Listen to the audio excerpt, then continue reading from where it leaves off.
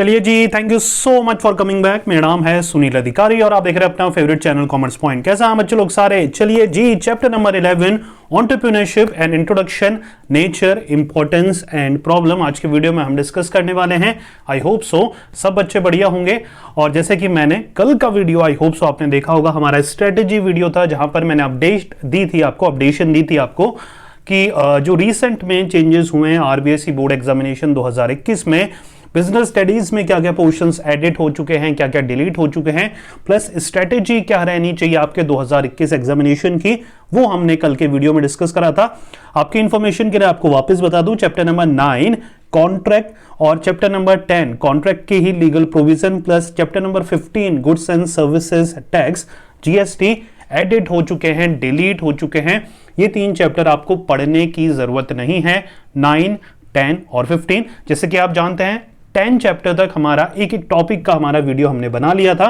10 chapter चल रहा था और ये न्यूज सामने आई कि भैया 10 चैप्टर पढ़ने की जरूरत नहीं है, तो हम सीधा उस चैप्टर को स्किप कर चैप्टर नंबर 11 हम डिस्कस करने जाएंगे।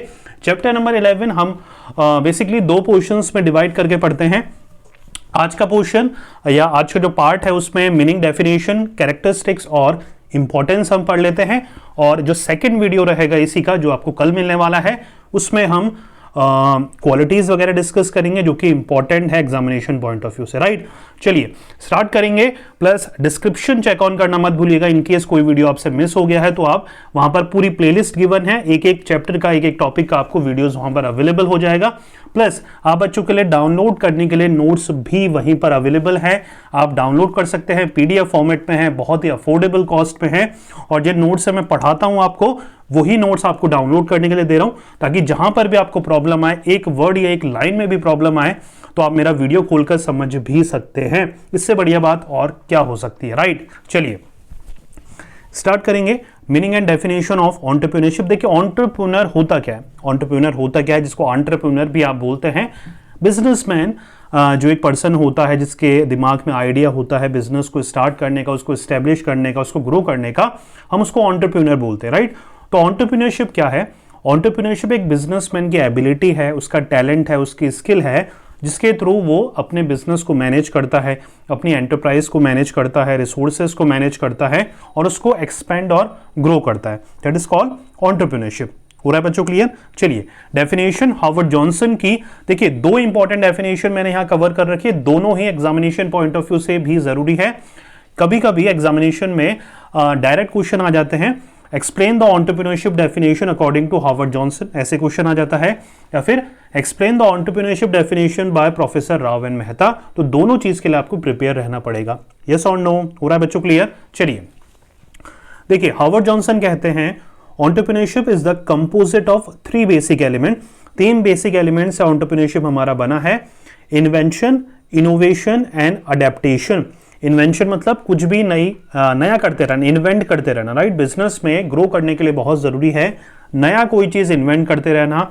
इनोवेशन है पुरानी चीजों को ही नए तरीके से पेश करना, और अडेप्टेशन है मार्केट में जो चेंजेस आ रहे हैं उनको अडेप्ट कर अपने प्रोडक्ट और सर्विसेज में चेंजेस लाना। हो रहा है बच्चों क्लियर? एंटरप्रेन्योरशिप क्या है?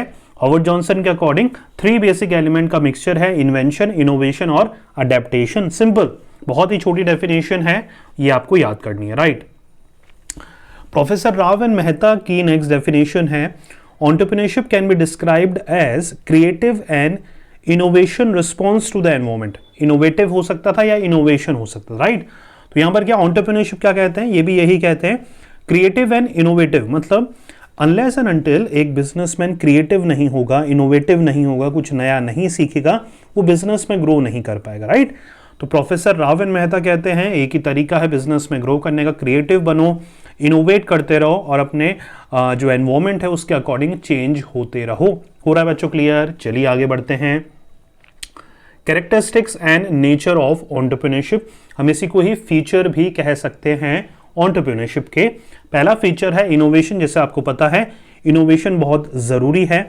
इनोवेशन होता है पुरानी चीजों को नए तरीके से पेश करना, उसमें ऐड ऑन कर देना कोई भी फीचर। देखिए कॉलगेट वही कॉलगेट है, लेकिन उसमें कभी लौंग डाल रहे हैं, कभी नमक डाल रहे हैं, कभी सॉल्ट डाल रहे हैं, सॉल्ट और नमक तो एक ही होता है, कभी मिंट डाल रहे हैं, मतलब अलग अलग चीजों से पुरानी चीजों को ही नई तरीके से नई न्यू तरीके से पेश करना, दैट इज कॉल्ड इनोवेशन।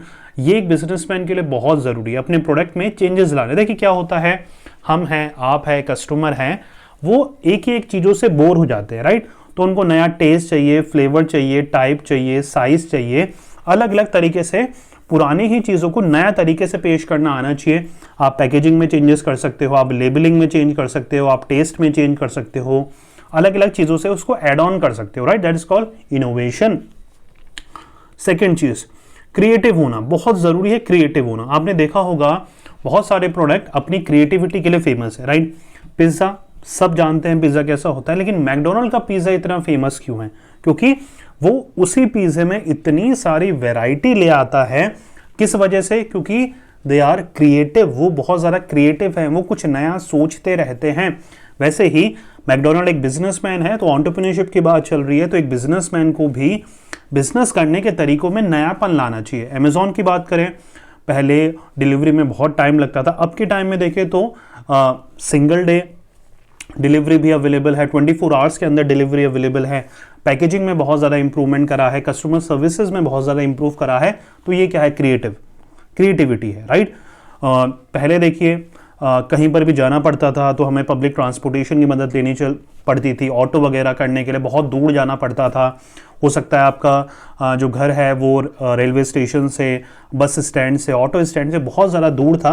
तो एक किसी बंदे ने सोचा यार क्यों ना एक ऐसा ऐप लॉन्च करा जाए जिसमें फ़ोन से ही आप ऑटो रिक्शा, कैब वगैरह घर ही बुला सको। उसकी जो चीज़ है वो उबेर नाम से लॉन्च हुई, राइट। ऊबर जिसको आप बोलते हैं, आप ओला कैब नाम से लॉन्च हुई। तो ये सारे क्या हैं? ये सारे क्रिएटिव आइडियाज़ आए थे किसी बिजनेसमैन को, जिसके थ्रू वो अपने क्रिएटिव आइडियाज़ से बिजनेस को ग्रो करता गया, राइट।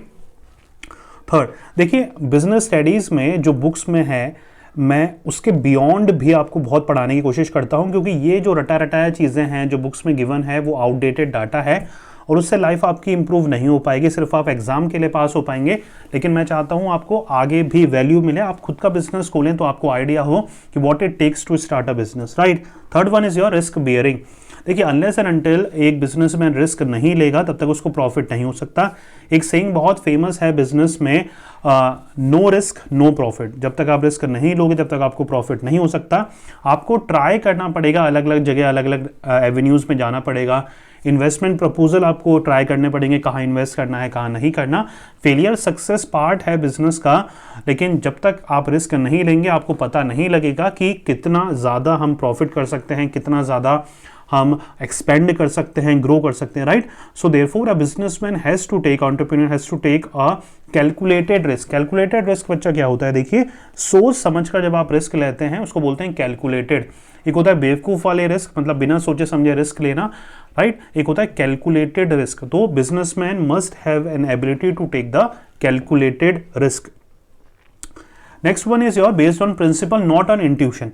एंटरप्रेन्योरशिप या बिजनेस को चलाना एक प्रिंसिपल पे बेस्ड है। जैसे कि आप फेयोल के प्रिंसिपल पढ़े हैं, टेलर के प्रिंसिपल आपने पढ़े हैं, तो वहाँ पर क्या है, सर्टेन प्रिंसिपल होते हैं। सेल्फ डिसिप्लिन होता है, राइट, रेम्यूनरेशन होता है, यूनिटी ऑफ कमांड है, यूनिटी ऑफ डायरेक्शन है, स्टेबिलिटी ऑफ टेन्योर है, स्केलर चेन है। ये सारे क्या हैं?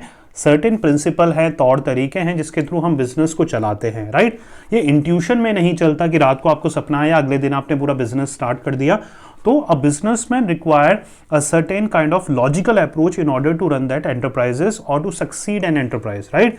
Therefore he must have an knowledge of certain principle that must be followed in order to get the organization from A to B. अगर आपको ऊंचाइयों में सक्सेस पहुंचानी है ऑर्गेनाइजेशन में, then you have to follow a certain principle that is been propounded or been formed way past 100 or 1000 years ago, right? पहले से ही सब कुछ अवेलेबल है, नॉलेज अवेलेबल है। A businessman just has to take the knowledge and get the things done. Am I making sense? हो रहा बच्चों clear? चलिए fifth one is your professional activity. Business क्या है बच्चा? प्रोफेशनल एक्टिविटी है। आपको एक पर्टिकुलर अटायर पहननी पड़ती है, सूट पहनना पड़ता है, कपड़े पहनने पड़ते हैं, रोज एक सर्टेन टाइम में जाना पड़ता है, सर्टेन लोगों से आपको इंटरेक्ट करना पड़ता है, इंस्ट्रक्शन देने पड़ते हैं, मैनेज करना पड़ता है। तो it's required a professional activity. ऐसा नहीं यार हफ्ते में एक बार जा रहे हो बिजनेस देखने, ऐसा नहीं होता, राइट। आपको प्रोफेशनल तरीके से अप्रोच करना पड़ेगा।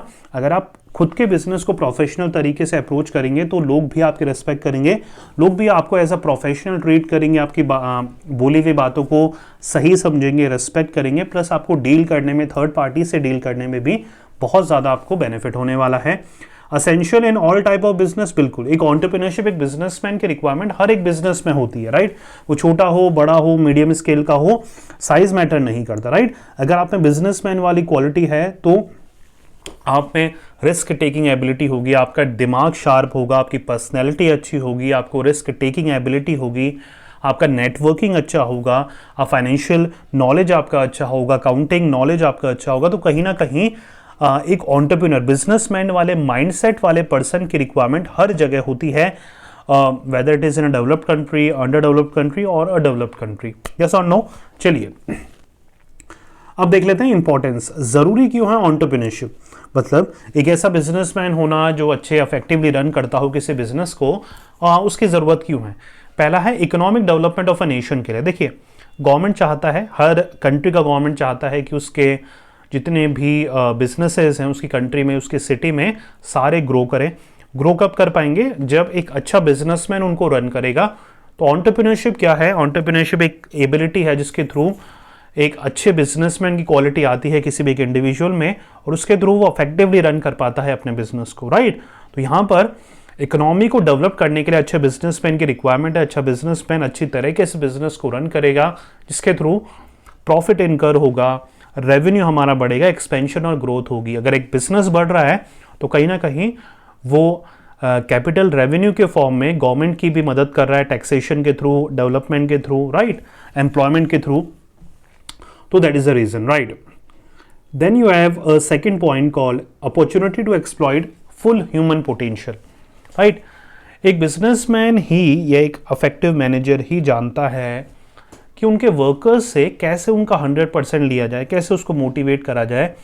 एक इफेक्टिव एंटरप्रेन्योर के लिए, एक एंटरप्रेन्योर के लिए, एक बिजनेसमैन के लिए, एक इंडिविजुअल के लिए ज़रूरी है उसको इंस्पायर करना, लीड करना, मोटिवेट करना आना चाहिए ताकि वो वर्कर से काम करवा पाए, वर्कर का 100% ले पाए। देखिए ये एक टीचर के लिए भी बोलते हैं, 5 स्टूडेंट अगर क्लास में हैं तो उनसे 100% लेना आना चाहिए एक टीचर को, मतलब वो अपना 100% दे पाए अपनी स्टडी को लेकर। वो एक एबिलिटी एक टीचर में होती है, एक लीडर में होती है, एक एंटरप्रेन्योर में होती है, एक बिजनेसमैन में होती है कि वो टैलेंट को पहचानते हैं, कौन सा वर्कर किस काम के लिए है, उसको वो काम देते हैं, प्लस उसको मोटिवेट करते हैं ताकि वो अपना 100% दे पाए अपनी एक्टिविटी में, राइट।